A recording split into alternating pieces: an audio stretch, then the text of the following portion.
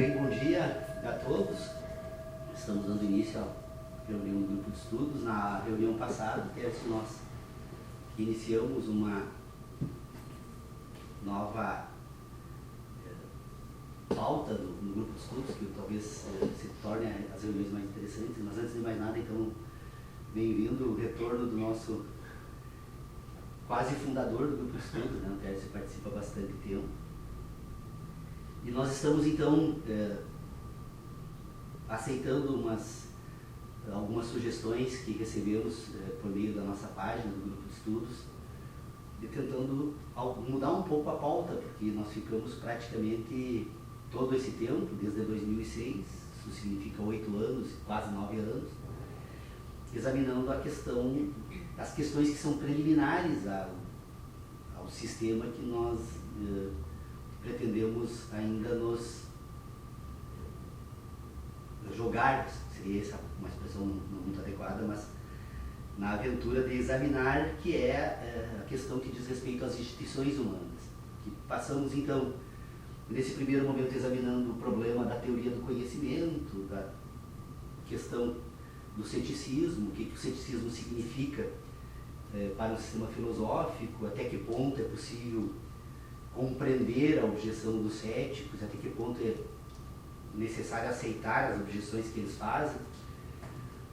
Então levamos muito tempo fazendo essa discussão, que tornou o tema de uma certa forma repetitivo, porque se por um lado ele significa um exercício para todos nós, por outro, sob o ponto de vista de um programa de discussão do grupo de estudos, a gente acaba marcando passo num único ponto, porque essa questão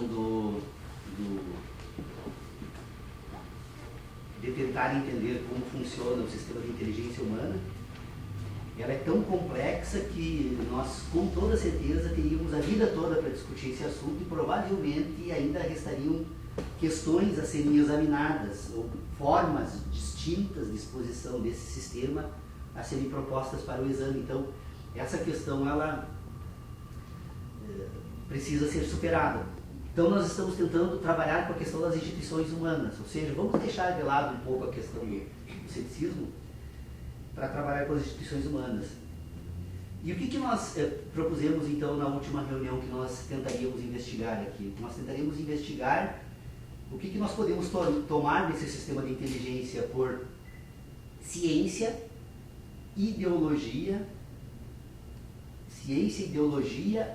e moral. Moral, ciência e ideologia. Qual a função dessas três instituições num sistema de inteligência humana? Por que nós precisamos investigar essa questão da ciência, da ideologia e da moral? Porque,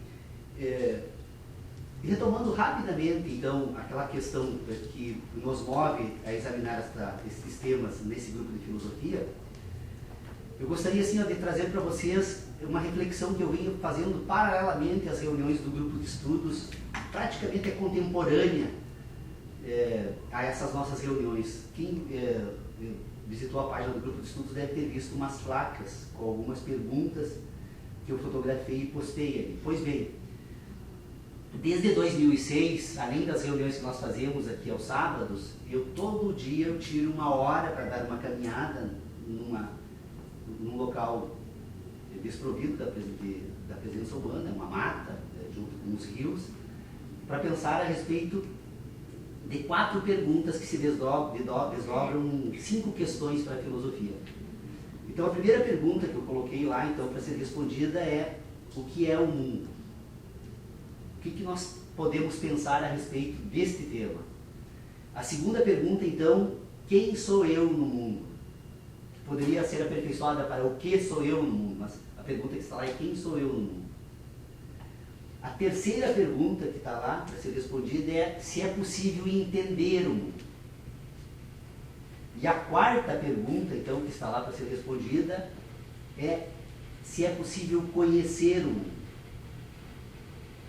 Vocês percebam que, tentando refletir sobre o que é o mundo, o que é o homem no mundo, as 2 perguntas subsequentes dizem respeito à seguinte questão. Então, é possível entender esse mundo? E a última pergunta, então, é possível conhecer este mundo? Por que é possível conhecer agora eu preciso desdobrar ela em mais duas outras questões. É possível conhecer o mundo? Necessariamente eu preciso responder então a outras duas perguntas, que é como penso no mundo e como falo do mundo. Por quê? Porque a pergunta como é possível entender o mundo foi a pergunta que nós, de uma outra forma e com uma outra perspectiva, tentamos responder aqui desde o primeiro momento da reunião do grupo de estudos. Nós poderíamos até dizer que se nós fôssemos dar por encerrado um debate aqui no grupo de estudos, nós poderíamos dizer o seguinte: é possível então encontrar um critério neste sistema de inteligência para responder a esta primeira pergunta, o que é o mundo. É possível encontrar critérios para responder a segunda pergunta, o quem sou eu, o que sou eu no mundo, o que é o homem no mundo. E é possível encontrar critérios também para responder a terceira pergunta, se é possível entender o mundo. Porque toda a discussão que nós fizemos até aqui, então, ela trata do entendimento humano, de como é possível esta relação natural entre uma estrutura orgânica e o universo para constituir um sistema de inteligência. Então nós chegamos à conclusão de que nesse sistema de inteligência o mundo é uma parte do universo. O mundo é uma parte do universo e esse mundo se constitui de que forma? Ele se constitui por meio de relações com o homem no mundo. Então nós temos o universo, o mundo e o homem. O universo como a totalidade, o mundo como uma parte desse universo e o homem como uma parte do mundo. Das relações entre este homem e o universo, esse mundo se constitui. O mundo, então, na verdade, o mundo deveria ser uma reflexão que teria que vir num terceiro momento dessa pergunta, porque nós necessariamente precisamos reconhecer o universo como uma totalidade e o homem como uma parte do universo. O homem como parte do universo constitui uma outra parte do universo, que é o mundo do homem.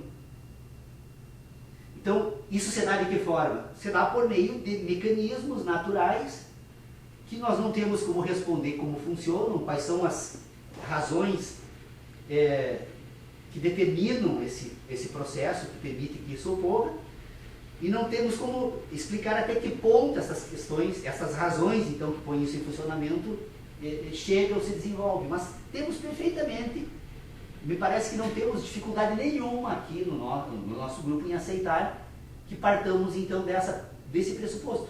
O universo, o homem e o mundo são questões que são relacionadas. O que determina esses relacionamentos, bom, estas questões, quem sabe, podemos investigar de certa forma ou não. Então, o sistema de entendimento que o homem constitui é um sistema natural. Naquele texto que eu escrevi, O Ambiente Sintético da Ciência, eu tento explicar exatamente isso, que o entendimento é uma capacidade natural do ser humano. É tão natural a capacidade de entendimento do homem que, se nós formos ampliar um pouco o exame desta questão, nós vamos perceber que não apenas o homem, mas todos os seres vivos estão dotados de uma capacidade natural de entendimento. É o que permite a semente se reproduzir, se transformar em árvore. É o que permite, inclusive, a ameba, por meio de, acho que é fagocitose. Fagocitose, né, Lucas? Está estudando essa matéria, por meio de fagocitose, se reproduzir. Então vocês percebam que é uma capacidade natural de entendimento nesse universo, que a explicação que nós poderíamos encontrar, podemos usar de várias palavras que tentem significar essa força magnífica e fantástica desse universo todo, podemos aceitar plenamente a resposta que é dada em todas as civilizações humanas, de que há um Deus nesse universo, que determina isso. Não estou dizendo que esse Deus interfira nesse universo e nas consequências da criação. Eu estou dizendo que se há uma força que produz a vida e que produz esses seres que se relacionam, podemos dar diferentes designações, aceitamos perfeitamente então que haja um Deus nesse universo, que não é um homem, que não é uma semente, que não é nada, é apenas essa força divina que põe em movimento todo esse universo e que nesse universo em movimento produz em determinadas partes desse universo um mundo, e esse mundo, por sua vez, está lá presente nesse mundo um homem. Se é o mundo que produz o homem, é o homem que produz o mundo, essa questão me parece que também está explicada. Esse mundo que surge nesse universo é o mundo do homem. eu como indivíduo produzo um mundo, eu tenho um mundo do Paulo Leal, o Tércio como indivíduo produz um mundo, ele tem o mundo do Tércio, Inácio Jung, o Cristiano de Vicari produz um mundo, ele tem o mundo do Cristiano, o Guilherme, o Dila, a Irene, a Laís, o Lucas, todos nós aqui temos um mundo. Esse mundo ele é produzido por relações entre o homem e o universo. Essas relações utilizam as sensações. Essas sensações se apresentam então como impressões produzidas por esse universo em movimento neste homem. Este homem ordena essas impressões que chegam por meio das sensações, que se introduzem nessa estrutura orgânica e que ficam nessa estrutura orgânica de forma permanente. Todo esse universo que produz o mundo do homem, ele não apenas produz, como fica como o mundo do homem, porque ele imprime no homem essas sensações que são produzidas pelo movimento.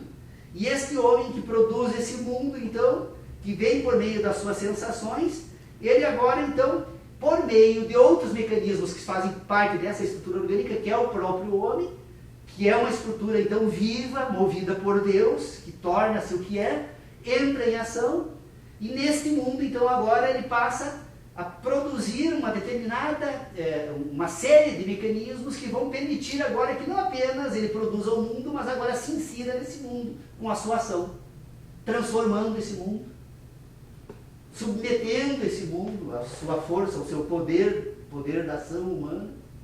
A ação humana que não se dá apenas pelo simples movimento mecânico do uso de uma mão, mas uma ação que se expressa por diferentes sistemas de inteligência e que tem, na forma mais desenvolvida que nós conhecemos hoje, que se expressa por meio da linguagem. E quando formos falar, agora eu fiz essa pequena digressão assim, para trazer para esse debate, então, este sistema de inteligência, que é a linguagem que agora vai permitir se inserir nesse outro momento de inteligência, que é responder a esta pergunta, se é possível conhecer o mundo, o homem e o entendimento. Então, estão todos eles basicamente colocados dentro de um sistema que me parece que não é contraditório, que qualquer um de nós aqui... Você fazendo essa narrativa aí, me veio na cabeça imagens, né? No mesmo espaço, talvez um espaço próximo, vários grupos em pontos diferentes, conversando assuntos diferentes, como se tivessem em micromundos diferentes, um ao lado do outro. O pessoal no bar bebendo, rindo, contando piada, nós aqui discutindo filosofia. Perfeito. Lá no outro, lá o pessoal fazendo aposta. Então, assim, uma coisa muito doida, assim, me veio essa imagem, você fazendo essa narrativa, dessa questão do que é o mundo, dessa relação do homem com o mundo, e esses micromundos, não sei se é o termo correto, lado a lado, assim, paralelo, acontecendo ao mesmo tempo, e tão diferente, tão distante. Como compreender isso, né? Perfeito, perfeito. É exatamente isso. O homem e a sua inteligência constituem um mundo que é próprio, e esse mundo se comunica com os outros mundos, dos outros indivíduos, e esses mundos, na medida que se reúnem, que encontram um ponto de interseção, que permite, então, o diálogo entre os diferentes mundos, na medida que eles desenvolvem essa competência, eles constituem também as culturas, os agrupamentos sociais, a família, a sociedade em si. Ou seja, todas essas questões que entram depois em debate quando formos examinar as instituições humanas. Porque as instituições humanas, elas servem para dar cumprimento a uma ordem da natureza que determina que esse indivíduo, ou que este ser vivo, então, deva buscar mecanismos de sobrevivência. Uma planta que precisa sobreviver, a principal ação desta planta no mundo natural será buscar, dentro do possível, o melhor espaço que ela possa ocupar para buscar a luz do sol, que é a fonte da sua vida. O sol estaria para a planta, né, dentro de um sistema de inteligência. Se a planta fosse pensar, ela não teria dúvida nenhuma de que o seu Deus seria o sol. E, portanto, dele se irradiaria toda a fonte da vida. Então, toda a ação da planta é apontada para o sol. E nessas caminhadas que eu faço no meu sítio, eu descobri coisas extraordinárias. Uma delas, examinando um determinado tipo de cipó lá, eu percebi que aquele cipó conseguia fazer um cálculo matemático que levava em consideração a rotação da Terra, porque ele se movimentava de uma certa forma que ele conseguia encontrar num determinado horário do dia o único ponto de luz em meio às árvores. Precisando da luz, ou seja, que esse sistema de inteligência extraordinário é esse que permite um cipó se mover no mundo natural, atendendo uma determinada necessidade da sua existência. Ora, se o cipó age dessa forma, é lícito imaginar que o homem também o faça.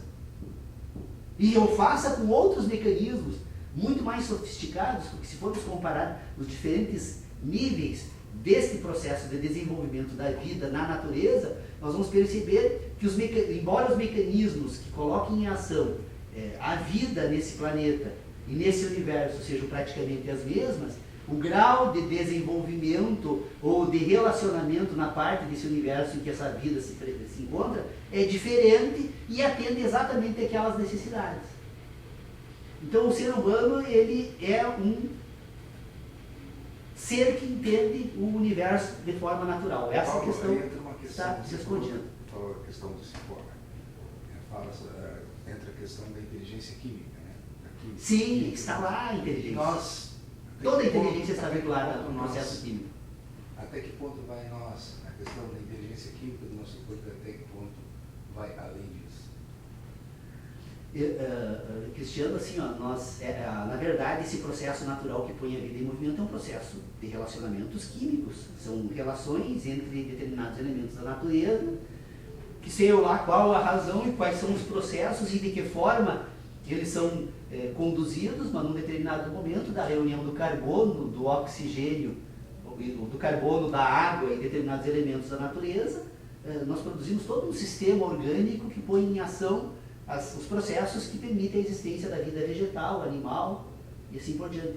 Mas nós temos um processo químico na natureza que é conduzido por determinadas instruções que eu já disse, não devemos nos aventurar em tentar responder. Porque se tentarmos nos focar neste tema, nós desviamos completamente o nosso objetivo, que não é explicar, mas entender. Mas a questão da visão do mundo, como é, aquelas perguntas que você fez no início. O que é o mundo? Quem sou eu no mundo? Possível entender. A própria forma você falou que foi para o interior, né? Sim. Tem a mata. Você olhou aquela mata, aquilo bonito, tranquilo, paz. Um ambiente que, se tu for analisar de um outro ponto de vista, de um outro foco, é um local de várias pequenas tragédias no reino animal, no reino vegetal, aquela guerra constante pela luta pelo sol, em pouco espaço. Então entra essa questão de como você vê o mundo, né? De o que é esse mundo. Pois é, mas aí, Cristiano, assim, eu acho que a tua angústia é procedente. O problema todo assim, para mim, eu tenho essa questão resolvida. Eu não vou pensar sobre isso. Eu não posso pensar... Não. A forma como a gente visualiza algo, ela tem várias facetas. Mas aí entra necessariamente em ação algumas questões que são próprias de cada indivíduo. Cada indivíduo vai examinar essas questões pelas suas experiências. E, portanto, nós vamos dar explicações diferentes. Então, eu não posso colocar as experiências humanas nesse sistema. Porque as experiências humanas constituem os mundos de cada indivíduo. Eu preciso apenas reconhecer que ele existe. O fato de reconhecer a existência desse mundo, que é extraordinário. Porque até então, todo o sistema de inteligência que a filosofia, particularmente a filosofia analítica, especialmente a filosofia analítica da linguagem fazia, ela sempre colocava a seguinte questão. Ela ia muito mais longe do que eu estou tentando propor agora. Ela dizia o seguinte: o mundo não me interessa. O homem não me interessa. O homem que está aí é um indivíduo constituído pelas suas experiências. Ele é resultado de um processo histórico, e o homem e o seu processo histórico é distinto, e eu não tenho domínio sobre isso. Então eu não apenas abandonava essa questão, mas eu abandonava também a explicação necessária que precisa ser dada, é como o homem pode se tornar um processo histórico. A pergunta é essa: como isso pode ocorrer? E a tentativa de resposta é também essa. Porque, percebam, Cristiano, eu dou toda a razão do mundo, mas se nós formos examinar essa tua questão, nós temos que parar a reunião, cada um de nós vai ter que dar um depoimento aqui. E esses nossos depoimentos, no máximo, vão permitir que nos conheçamos uns aos outros. Mas o problema em si está insolúvel. O que eu falo não é a questão de tentar entender isso aí, o que eu falo é que a observação sobre algo, nos tentar se conhecer nesse contexto, é muito complexo, né? Sim. Né? A gente, no próprio ambiente, vocês que observou lá uma planta e tal, eu só observei o movimento do sol, a química dela, como é complexo e como é difícil a gente se compreender, não na questão da visão de cada um apenas, mas de se compreender nesse contexto, né? Porque, não sei se teve uma aula que falar sobre a existência do universo, né? Os raios gamas, o ultrassom, a forma como se analisa o universo em diferentes espectros, né? E a vida da gente também em diferentes espectros, né? Não sei se bem dessa forma, diferentes espectros para te avaliar as coisas. E é possível admitirmos a possibilidade da existência de 1 bilhão de outras manifestações fenomênicas nesse universo que não sejam percebidas pela inteligência humana e que, no entanto, determinem a existência humana e do próprio universo. Pois, se Deus existe, nesse sentido de força propulsora, que dá ação e permite as coisas serem o que são, eu posso imaginar o que quisermos. Agora, jamais vou conseguir encontrar referências para a explicação, porque a inteligência que eu utilizo hoje é limitada. Ela está limitada a examinar esse indivíduo com uma precariedade de meios tão grande que eu tenho apenas 5 sensações à minha disposição, que é o instrumento de comunicação com esse universo. Se eu retirar essas 5 sensações do indivíduo, ele não se relaciona mais com o universo e, portanto, não tem mais capacidade de constituir um mundo. 5 sensações externas. 7. Eu trabalho com 7 sensações. Eu estou falando das que se comunicam com o mundo exterior. E as 2 que se comunicam com o mecanismo de inteligência próprio do indivíduo, que é o que permite agora estabelecer relações, que essas 2 relações, esse conjunto binário que obedece às instruções de sobrevivência e reprodução, ele é uma ordem para o indivíduo. É exatamente esse ponto que eu gostaria de chegar para poder falar das instituições. Porque se o indivíduo, então, que constitui um sistema de inteligência natural que permite entender o mundo de forma natural, também, na medida em que ele desenvolve esse sistema de inteligência natural, ele agora precisa dar cabo a 2 missões que ele tem para cumprir e que ele é adjudicado, usar um termo da linguagem técnica do direito, né? Ele é adjudicado por estas 2 instruções e ele, mesmo que não queira, ele vai permanentemente obedecer essas 2 ordens. Essas 2 ordens da natureza dizem para que ele se reproduza permanentemente. Cumpra o ciclo que medeia, então, a fecundação e a morte. Ele obedece, mesmo sem querer, esse organismo se reproduz. O homem em estado vegetativo, de coma, continua passando pelos processos naturais que vão levá-lo à morte pelo envelhecimento. Então, ele está adjudicado por essa ordem natural. A segunda instrução da natureza é de que ele deve buscar a sobreviver a qualquer custo, enquanto estrutura orgânica. Então, ele está dotado de uma série de mecanismos naturais que o homem não tem controle, mas que agem. Os anticorpos, que a ciência descobriu agora, há pouco tempo, na história da humanidade, da existência deles. Qual é a função dos anticorpos? São verdadeiros exércitos orgânicos presentes no nosso corpo, prontos para combater qualquer ação externa que ameace esse organismo. Tanto que a doença moderna da alergia, né, que nós sofremos hoje, é exatamente uma afetação desse nosso exército. Ou seja, num determinado momento o exército se confunde com o pólen que a natureza introduz nesse organismo e, imaginando se tratar de uma agressão, passa a se defender de determinados elementos que não causariam mal a algum indivíduo. E essa afetação produz a alergia. Então vocês vejam que essa estrutura orgânica está permanentemente sendo coordenada a sobreviver.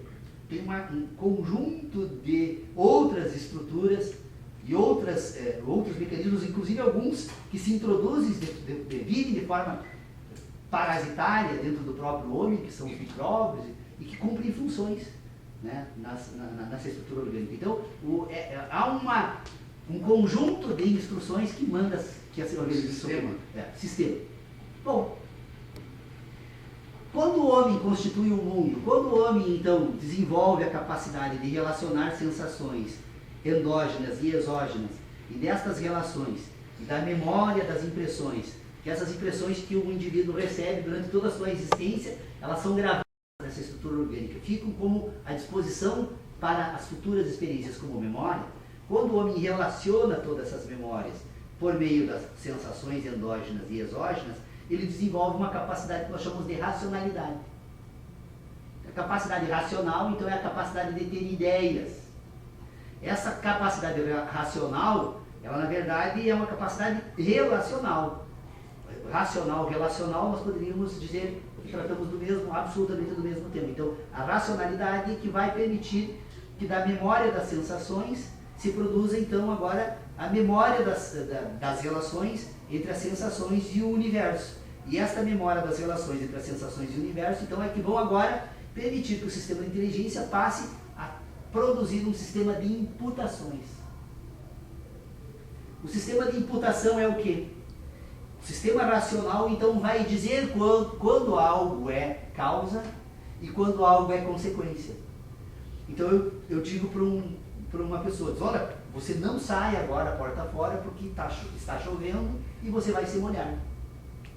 O que alguém diria, eu deduzi que vai se molhar porque a chuva ocorre lá fora. Não, eu estou imputando a causa chuva uma consequência que é molhar o indivíduo. Então, eu começo a constituir um sistema de imputação sobre o mundo natural. Esse sistema de imputação sobre o mundo natural passa a ser, então, agora a inteligência que vai ser constituída a partir das memórias do mundo natural e um sistema de imputação sobre o sistema natural.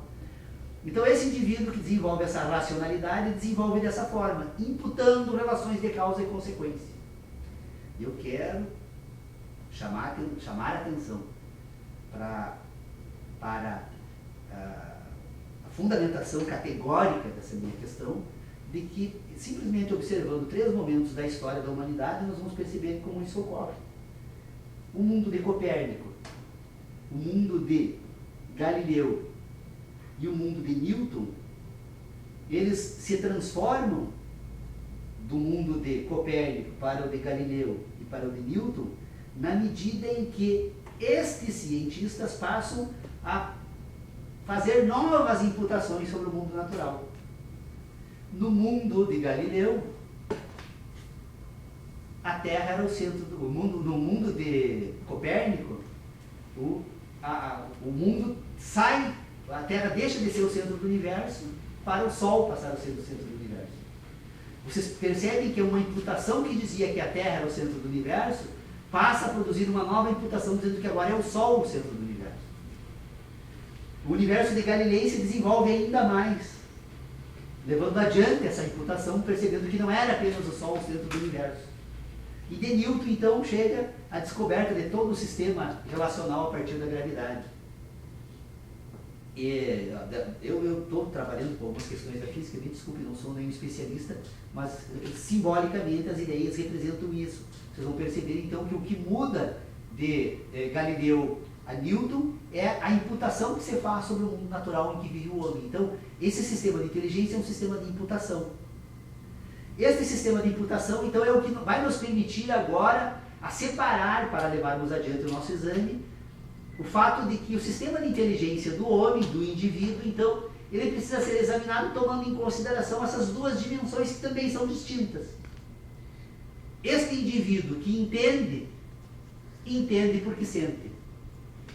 São as sensações, os mecanismos naturais de entendimento. Este homem que entende o mundo natural, ele entende a partir das próprias sensações. Num sistema de racionalidade, porque tem certas relações de entendimento que são anteriores à ordenação por meio da sensação, que vai, inclusive, conduzir esse indivíduo, que é aquilo que eu estava tratando antes. Ou seja, há uma série de fatores neste universo que determinam a existência, o movimento e o próprio universo, que estão fora da inteligência humana, porque não chegam ao indivíduo por meio das sensações. Mas nesse sistema racional, nós podemos entender, então, um indivíduo que tem sensações e, portanto, entende, e dessas sensações relacionadas ele vai produzir, então, agora um sistema diferente, que está inserido neste indivíduo totalidade, mas que se ordena de forma diferente e que, portanto, precisa ser examinado também de forma diferente, que é a capacidade de ter ideias. Então, quando nós estamos tratando desta competência, que é a competência racional, nós estamos examinando agora algo que surge nesse sistema de inteligência como consequência final das relações que são naturais entre este indivíduo que tem duas instruções que lhe mandam reproduzir-se permanentemente e sobreviver permanentemente, e que está relacionado com esse mundo natural, porque recebe por meio de 5 sensações, impressões do mundo natural. Então, esse sistema de inteligência é um sistema relacional. Esse sistema de inteligência, então, agora, relacional, a capacidade de ter ideias, ele pode ser puro. E esse sistema de ideias pode ser impuro. O sistema de ideias puro é um sistema de ideias que se relaciona com outras ideias, que, embora podendo fazer uso do mundo natural para poder apresentar e provar a existência desse sistema de relacionamentos, ele dispensa o mundo natural e produz um sistema de ideias fundamentados apenas em outras ideias. Capacidade pura, capacidade sintética, né? O mundo natural, então, ele produz impressões nesse sistema de inteligência e ele produz sínteses. As impressões, então, são aquelas que são acumuladas no curso da existência por meio das sensações. As sínteses são as relações entre as sensações endógenas e as exógenas, ou então relações entre as próprias relações. Então, essa capacidade sintética pura permite ao homem desenvolver os raciocínios matemáticos, a geometria no plano, a geometria pura. Ambos, a geometria pura e a matemática, elas por si vão permitir então o desenvolvimento de uma capacidade sintética pura. E esta capacidade relacional também pode buscar agora no mundo natural os modelos de inteligência. Então, por meio das imputações que são produzidas a partir das impressões que chegam nessa estrutura por meio das sensações, este homem vai fazer um sistema de imputação fundado, então, nas sensações, nas experiências das sensações. Então, o homem vai desenvolver uma capacidade de produzir a ideia, ele vai desenvolver um sistema que vai lhe permitir ter uma ideia de uma árvore, de uma porta, de uma casa, de uma estrada, de um rio, do sol, do universo, do movimento. Ele vai desenvolver essa capacidade buscando na natureza, então, por meio de relações, ideias sobre esses movimentos, sobre esses objetos do mundo natural. Então, por isso que nós temos agora um sistema sintético impuro. Por que ele é impuro? Porque ele agora não existe por ele próprio. Ele, para que o sistema sintético possa demonstrar a sua existência, ele vai ter que sempre voltar para o mundo natural e apresentar uma relação de causa e consequência, uma imputação sobre o mundo natural, para verificar por meio de sensações se aquela imputação continua encontrando correspondência. Então, eu digo, este objeto aqui é madeira. Agora, o movimento daqui encontra um outro objeto semelhante. Este objeto aqui é madeira, eu vou imputar uma relação de causa e consequência com o anterior, fazer a checagem com o posterior e vou encontrar concordância e, portanto, eu tenho agora um critério para dizer quando algo é madeira. Mas é uma ideia sintética impura porque eu vou estar sempre dependendo de encontrar algo no mundo natural para comprovar que ela existe. Uma ideia a respeito de algo que desapareça por completo desse universo perde o sistema de imputação. Ele continua num sistema de ideias, mas ele não tem mais o sistema de imputação porque não encontra correspondência no mundo natural. Essa capacidade de estabelecer imputação sobre fatos do mundo natural, ela passa agora a fazer acervo desse sistema fazer parte desse acervo desse sistema de inteligência, agora não apenas mais como memória das imputações do mundo natural, mas como memória apenas da imputação. Ou seja, eu passo a ter a capacidade de ter uma ideia de uma árvore. E eu não preciso mais do mundo natural porque as experiências, as sensações recebidas do mundo natural e as imputações feitas sobre o mundo natural me bastaram para acumular aquilo que eu vou chamar agora então de conhecimento do mundo natural. O conhecimento do mundo natural, então, ele está sempre dependendo de um sistema de imputação que precisa encontrar as mesmas sensações do mundo natural. Por isso que quando nós cobramos, é possível conhecer algo, nós podemos iniciar esse debate e imediatamente se colocam questões tão difíceis de serem respondidas que nós podemos dizer assim, não é possível conhecer. O conhecimento como uma universalidade humana, ele não existe, porque ele é sempre do indivíduo. Cada indivíduo que constitui o mundo, cada indivíduo que produz um sistema de inteligência racional, ele vai produzir um mundo próprio. E, portanto, esse mundo não vai... O conhecimento como uma universalidade é algo inatingível. Porque o mecanismo utilizado para buscar esse sistema é do indivíduo, não é do universo. Vocês percebam essa dificuldade? Então, o que nós temos aqui? O indivíduo que faz uso... Eu preciso fazer e retomar essa discussão para explicar o que é ideologia, que é o tema que eu vou entrar agora. Nós prometemos examinar ideologia, ciência e moral, né? São essas três questões. Então, esse indivíduo, então, que tem uma capacidade sintética, e essa capacidade sintética pode ser pura ou impura, ela é pura quando ela não precisa do mundo natural como modelo, e ela é impura quando precisa do mundo natural como modelo, ela agora precisa, dentro da capacidade impura, ele precisa agora fazer novamente uma outra distinção.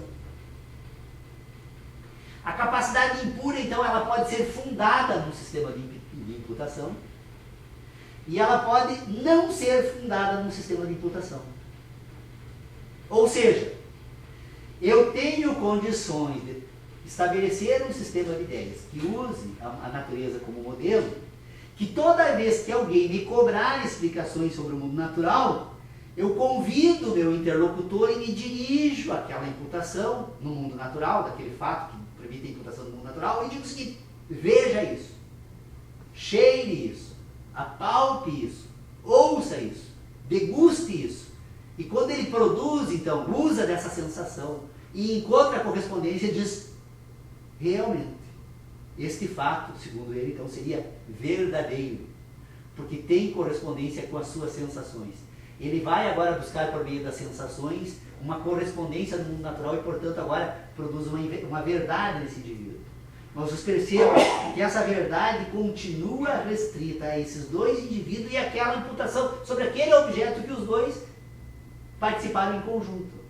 Ora, eu não tenho como convidar o mundo todo para fazer um sistema de imputação permanentemente no mundo em que eu vivo, e nem os demais indivíduos também têm. Portanto, todos os indivíduos vão desenvolver um sistema de verdades diferentes uns dos outros. Então, esse sistema de imputação fundado vai constituir um sistema de verdades. E este sistema infundado, ele vai agora ter que ser explicado num sistema de ideias um pouco distinto, que são as crenças. Então vocês percebam que o indivíduo pode se conduzir por verdades, mas o indivíduo pode também se conduzir por crenças.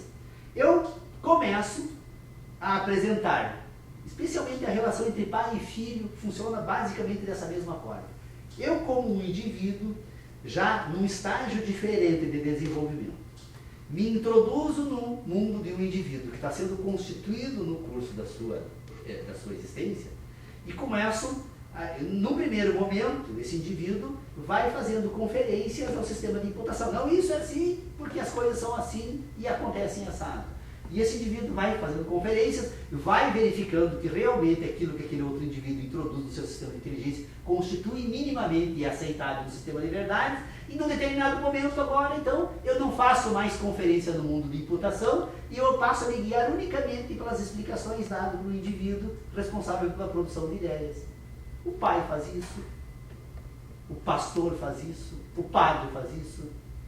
Nós vamos nos guiar, por quê? Porque aceitamos um sistema de ideias que, segundo eles, estariam fundamentadas num sistema que tem por causa mais remota desse sistema uma verdade. Nos guiamos por verdade. Mas é muito fácil aceitarmos e trocarmos verdades por crenças. Porque se eu não estou permanentemente buscando num sistema de imputação com o mundo natural a correspondência entre essas verdades e as ideias, eu facilmente posso, num determinado momento em diante, passar a aceitar apenas ideias. Ideias, ideias, ideias.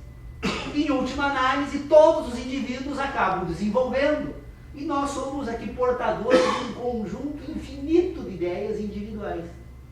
Temos ideias. essas ideias, então, permitem agora desenvolver a ciência. Porque o que é a ciência, senão a prova das imputações sobre relações entre sensações e o homem, ou relações do mundo natural. A ciência não é nada mais, nada menos do que o desenvolvimento de um sistema de ideias que estabelece imputações. Então, quando Copérnico, quando Ptolomeu dizia que a Terra era o centro do universo, era um sistema de imputação sobre o mundo natural, porque ele olhava para o firmamento e percebia que o Sol girava em torno da Terra. A impressão que ele recebia era de que havia um movimento do Sol em torno da Terra. Mas ele não levava em consideração, quando estabeleceu esse sistema, da possibilidade do Sol estar num ponto fixo desse espaço e a Terra mover-se em torno do próprio eixo.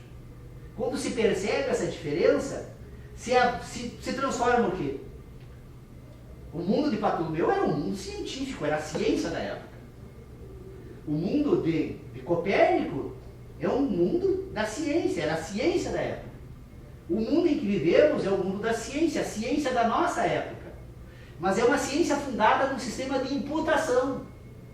Não existe uma ciência natural que se expresse do universo, como se o universo fosse um livro que você precisaria apenas ler, usar uma simbologia. Né? Não. O universo é um movimento no espaço. E a ciência sobre o universo não passa de um sistema de imputação sobre esse movimento. Tanto que nós estamos a todo momento reformulando a ciência. Ora, se a ciência fosse rigorosamente aquilo que nós acreditamos ser enquanto ciência, jamais seria retificada. Seria absoluta. Retificamos porque é uma imputação. Portanto, essa moralidade que nos permite pensar, permite da mesma forma produzir uma ciência. E essa mesma ciência que é fundada, que realmente podemos separar, nós temos que separar nesse mundo que vivemos, esta dimensão do sistema moral de inteligência. Ou seja, de que nós podemos constituir um mínimo de imputação que encontre correspondência em todos os mundos de todos os indivíduos que vivem nesse mesmo universo. Esse universo, a ciência seria então um ponto de convergência, de interseção entre todos os mundos. Não existe limite, o limite vai da capacidade humana. Não tem possibilidade de limite. Só que a esse sistema que permite constituir um sistema de inteligência fundado em imputação, que é a ciência, permite agora nós constituirmos um outro, em que eu não apresento mais todo o sistema de imputação. A ciência vai explicar, quando falarmos das partículas, desde o movimento elementar do átomo até o universo, a partir de relações magnéticas, que a química, a física, etc. e tal, queiramos ou não, certas ou não essas imputações, mas elas apresentam uma certa coerência lógica entre o ponto inicial e o ponto final, portanto aceitamos como ciência, e a ciência está dada para todos nós. Só que na medida em que eu posso agora produzir um outro sistema de ideias que não esteja mais fundado no sistema de imputação, eu preciso examinar melhor essas ideias. Ora, se eu posso agora produzir um sistema de ideias que possa buscar as representações do mundo natural para organizar, para ordenar as ideias, porque nós não conseguimos pensar fora da nossa capacidade relacional, e portanto, se nós não pegarmos emprestado o mundo natural, é como a experiência que fez Descartes, e que todos nós deveríamos, pelo menos uma vez na vida, tentar fazer. Leva anos, mas é possível fazer e não é difícil. Descartes tentou dizer, olha, se o mundo me engana, se toda vez que eu falo sobre ciência, eu penso sobre ciência, eu percebo que esse mundo que me rodeia me engana permanentemente ao ponto de que toda vez que eu levo um pensamento sobre o mundo natural a fundo, eu percebo imediatamente que eu posso duvidar daquilo que estou pensando, eu preciso fazer o quê? Disse Descartes. Me livrar do mundo natural, me livrar das sensações, para verificar até que ponto eu consigo fazer isso e ainda assim continuar pensando. Esse método utilizado por ele foi o que permitiu então perceber que pensamos, que existimos, penso logo existo. Ou seja, ou se penso e tenho a capacidade de duvidar, portanto a dúvida é a prova da minha existência, Porque se eu não pudesse duvidar, eu não existiria. Eu só existo porque posso duvidar, inclusive, que penso. Então a capacidade de pensar é a base de tudo, desse sistema. E essa capacidade racional de pensar, ela precisa agora de uma certa ordem. Porque o grande problema da filosofia acadêmica de escola hoje, é que eles abandonaram completamente essa reflexão. E ao abandonar essa reflexão, abandonaram inclusive a razão da própria existência, porque o mundo da filosofia acadêmica hoje não se comunica com o mundo natural. E só um maluco vai estudar um sistema desses. Ou um sistema de produção de riquezas, às vezes até permite, né, que você possa inserir num sistema, produzir riquezas. O que importa hoje é produzirmos um sistema de ideias, as pessoas se dedicam, elas pagam por isso.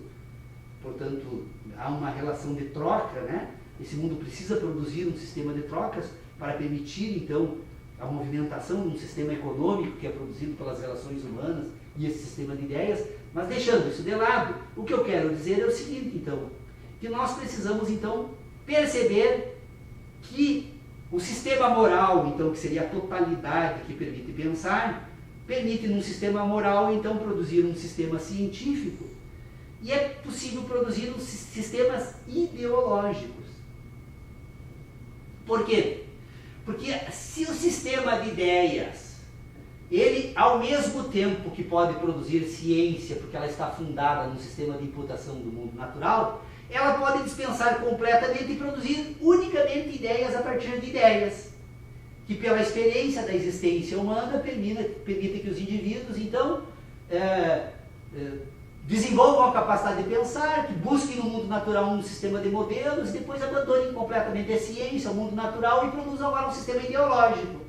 As ideologias são o quê? Então, são sistemas de ideias que têm por propósito orientar a ação humana, a inteligência humana.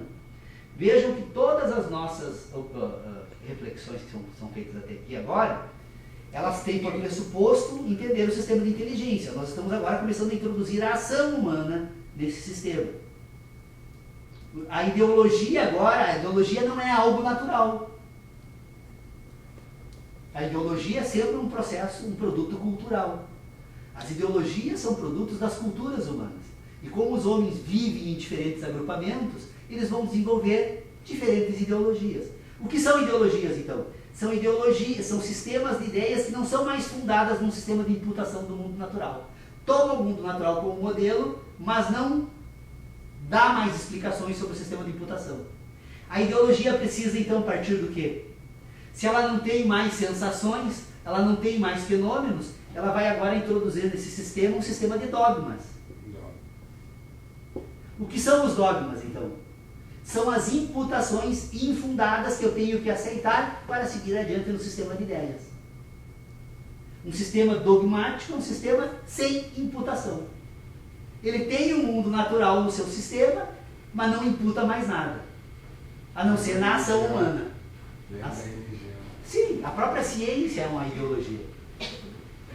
Porque, na verdade, antes de produzirmos um sistema de imputação, eu preciso produzir um sistema de ideias que me permita aceitar o sistema de imputação. Portanto, acima da... Eu coloquei a ideologia no terceiro momento, mas ela deveria ser a segunda, mas precisa da ciência como ponto de apoio, para poder ser entendida. Mas então nós temos um sistema moral, temos um sistema ideológico e temos um sistema científico. A ciência está acima, a ideologia está acima da ciência, porque eu só aceito a ciência se eu aceitar a ideologia da ciência. E qual é a ideologia da ciência? É aceitar que eu tenho que examinar o mundo natural a partir de um sistema de imputação. Se eu não aceito mais as imputações, a própria ciência desaparece. Vocês percebam que o grande conflito que o mundo atravessa hoje, das grandes questões culturais, é de que a ciência passa a ser negada. Então vocês percebam que a ideologia, a moral e a ideologia, elas estão praticamente no mesmo nível. E a ciência está num nível, porque a ciência em si, ela precisa ser aceita pelo sistema ideológico. Porque senão nós negamos a capacidade humana racional de pensar. Então vocês vejam que ideologia, ciência e moral, elas são instituições humanas que precisam ser compreendidas, porque é dentro desses sistemas, dessas instituições humanas, que eu vou encontrar lugar, então, para explicar a função dos dogmas, a função das verdades. Porque o problema é o seguinte, o dogma, na verdade, o dogma é uma verdade infundada. Vocês percebam? A verdade é uma relação com as sensações. Só é verdade aquilo que eu vi, aquilo que eu cheirei, aquilo que eu apalpei, aquilo que eu ouvi, aquilo que eu comi, senti o gosto. Isso são as minhas verdades. Portanto, as verdades transitam para o sistema de ideias a partir de um sistema de inteligência fundado nas sensações diretas entre o indivíduo e o mundo natural. Por isso é verdade. Fora disso não existem mais verdades. O que nós temos depois, quando nós abandonamos esse modelo, são os dogmas que transitam para o sistema de ideias sem comunicar mais com o mundo natural. Então, se um indivíduo dogmático é um indivíduo que diz assim, não, eu parto desse pressuposto porque isso é assim. Que nem... aliás, quero aproveitar também esse momento para fazer um comunicado assim, com um certo grau e nível sério de preocupação, mas eu penso que o nosso grande mestre, o Dr. Pedro Osório, está cumprindo talvez as últimas tarefas aí numa fase da sua existência na Terra. Ele esteve essa semana aqui conversando comigo, enfrenta um momento muito delicado de saúde. Eu encontrei ele hoje pela manhã, estava se dirigindo ao seu médico, e ele, com aquele espírito fantástico, maravilhoso, ele contando das experiências que ele teve com o Dom Stanislau, antes de morrer. O Dom Stanislau foi um bispo diocesano aqui de Santo Ângelo, um homem muito culto. Poucas pessoas sabem, mas ele escreveu a tese doutoral dele em grego, transitava entre diferentes áreas aí do conhecimento humano, e ele, Dr. Pedro Osório, o Dom Stanislau, como o Dr. Pedro Osório faz aqui, sempre fez aqui também, um provocador por natureza, visitava o Dom Stanislau para discutir o problema da religião e do ceticismo na filosofia, além de outras instituições que ambos conheciam o Dom Stanislau muito bem. E aí ele disse que uma vez discutindo com um interlocutor sobre aí um cético dos mais categóricos, a verdade não existe. E aí o Dom Stanislau respondeu, eis aí então uma grande verdade. E em verdade, então o Dr. Pedro Osório, um grande mestre nosso aí, eu só comunico isso, mas ele hoje ria, né? Tinha umas fotografias lindíssimas dele na nossa catedral Santo Angelino. Quando eu cheguei aqui, me veio a imagem dele, aquela questão da intuição, eu não sei como é que você analisa essa intuição. Cheguei aqui, eu visualizei a imagem dele e me veio em mente assim, essa questão que tem uma passagem breve. Por questão, me veio isso aí por intuição, não sei explicar o que é. E eu não sei como vocês veem essa questão da intuição. A primeira coisa que eu visualizei foi a imagem dele quando cheguei. Mas ele está muito bem, feliz. Segunda-feira ele vai ter um encontro aí de um grupo muito importante na vida dele. Eu acredito que devo estar fazendo algumas homenagens, assim, acho que precisa ser... Mas ele está doente? Ele está doente. Eu desconheço isso. Ele está doente. Está doente. É bem sério.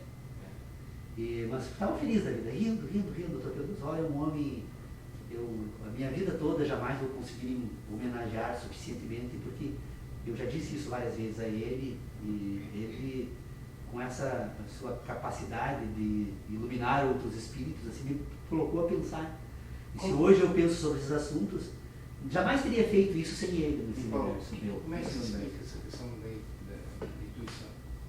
A intuição é a inteligência de sentidos. Na verdade, nós somos dotados de uma capacidade de entender o mundo que ela é anterior à nossa capacidade racional. Tem certas informações que a natureza te passa que você não percebe ela racionalmente. Você vai perceber ela sentindo, simplesmente sentindo. E num determinado momento essa informação acaba brotando na tua inteligência. Como você desenvolveu uma capacidade de pensar, às vezes tu bloqueia. Porque se você não desenvolve adequadamente essa habilidade, essa inteligência de sentido ela pode criar certas dificuldades. Às vezes nós temos medos que não sabemos porquê. Nós temos desejos que não sabemos porquê. E tudo isso faz parte desse sistema natural que constitui aquilo que somos. Aí, o estabelecimento de pontes entre esse ambiente de inteligência e o racional é a grande tarefa da educação. Porque a educação humana ela tem que ser pautada por um sistema focado na humanidade. Nós temos um sistema completamente maluco, né? porque nós introduzimos todo o sistema de inteligência em nossos filhos, reprimindo a primeira grande questão, a questão mais grandiosa que a natureza lhe dá, que é a capacidade sexual, que vai lhe permitir então a perpetuação da espécie. Nós já iniciamos reprimindo esse sentido humano, divino, né? Se Deus realmente deu uma grande instrução, a maior de todas elas é a reprodução exógena, né? Que se projeta para fora do indivíduo e que permite então a permanência das espécies na Terra, né? Só que nós educamos os nossos filhos reprimindo o sentimento, a sensação da sexualidade, né? E aí introduzimos ainda nesse indivíduo, desde o primeiro momento, a noção de perigo. Não só bem que tu vai se quebrar. Tu vai se queimar no fogo do inferno. Tu reprime o prazer e ameaça permanentemente o indivíduo e diz que com isso tu educa. Nós somos completamente malucos. A nossa civilização é completamente maluca. E vocês me desculpem, eu digo isso porque estou emocionado. Hoje recebemos aqui a visita de uma família guarani. Eu me encanto quando vejo aquela harmonia. Olha, se Deus realmente constituiu o paraíso na Terra e ensinou a eles como viver nesse paraíso. Eles vivem no paraíso, com toda a pobreza, a miséria. Eles têm dificuldades horrorosas. Eu nunca vi um povo tão feliz. Um povo que constitui seus indivíduos desde o primeiro momento, harmonizando essas relações entre os sentidos e as ideias. A função, eu percebo na educação das crianças, que todo o esforço da coletividade é para que a criança consiga desenvolver da forma mais harmoniosa possível aquela sensação, o mundo das impressões com o mundo das sínteses, né? Eu peço desculpas, eu adoro esse povo, adoro.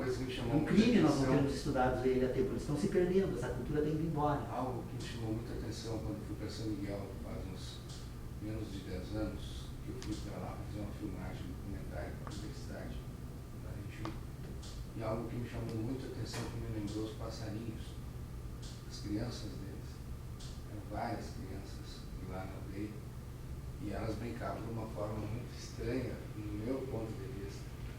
Tinha uma árvore seca num canto do pátio, e é onde uma se projetava, as outras se projetavam como se fosse uma rebolada de pássaros, e se abraçavam. Ele foi muito ponto saiu, uma das crianças ia para outro ponto, e aquele tudo ia se juntando, ia formando um outro grupo. Eles são muito afetuosos, afetuosos. É o colo. Nós temos que dar colo toda a primeira fase da existência humana, colo. De preferência não falar com as crianças. Não atrapalhar essa fase de desenvolvimento. A racionalidade depois ela vem perfeitamente no momento certo. Eles são geniais. Eu conheci um Guarani agora há poucos dias, o Joel Pereira, eu acho que é o sobrenome dele, especialista em danças gaúchas. Eu me encantei com ele. Fala várias línguas, inclusive o inglês, né? Além do espanhol, do guarani, português, obviamente.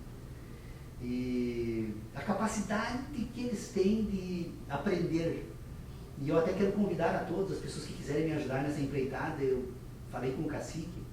Eu há muito tempo venho juntando computadores antigos. E eu combinei com eles, eu vou levar para lá todos eles desmontados. Se eles conseguirem montar e colocar funcionar, que usem. Mas eu tenho certeza que em uma semana eles vão estar lá fazendo. Eles têm uma capacidade. Está aqui, esse artesanato aqui, a prova, tudo isso. Eu acabei não encerrando a questão aí do exame que estávamos fazendo, quando falei da conversa que tive hoje com o Dr. Pedro Osório, mas eu queria só chamar a atenção, então, não estamos nos desviando, né, que o tema é complexo, é preciso retomar, porque eu percebo que nós aqui ainda não estamos tratando das mesmas questões, porque estamos ainda desenvolvendo certas habilidades ao longo do tempo, isso leva muito tempo, que nem disse hoje a Irene, Paulo, esqueci de pensar sobre o assunto que nós combinamos na reunião passada, pois eu vou dizer uma coisa para vocês, eu digo o contrário, eu não consegui parar de pensar. Por isso que a gente está junto, né? Os opostos se atraem. Eu estou assim, eu todos os dias estou pensando, estou me encantando. Eu acho que não. Se alguém pudesse me ajudar a escrever sobre essas ideias, eu sou muito competente na escrita. Você escreve um livro, talvez ficasse mais fácil. Então, meus queridos amigos e pessoas que nos... Ai, mas eu acho que... Não, a moral é tudo.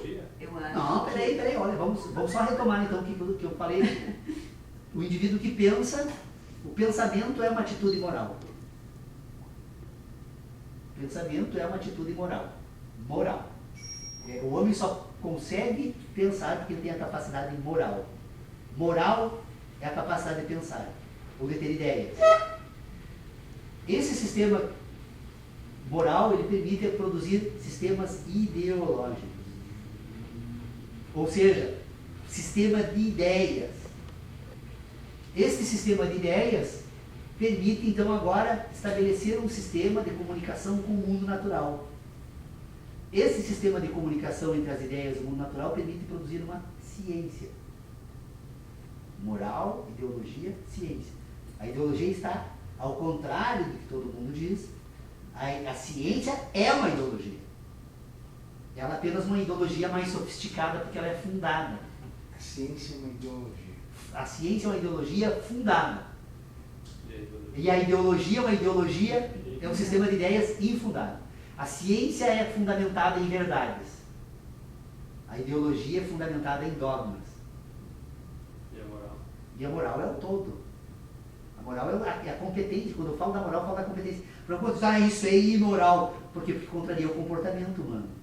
Como eu penso, na verdade, a moralidade, na verdade, também é uma nova ideologia, que conduz, né, o pensamento humano. Mas a moral em si não pode significar muita coisa, a não ser um sistema de ideias. Ciência, ela está no final do sistema e não no topo do sistema. Embora seja possível falar numa ciência pura, né? Aí ela sai fora desse ambiente, mas eu posso tratar isso numa próxima reunião. Obrigado, então, pela presença de todos aí.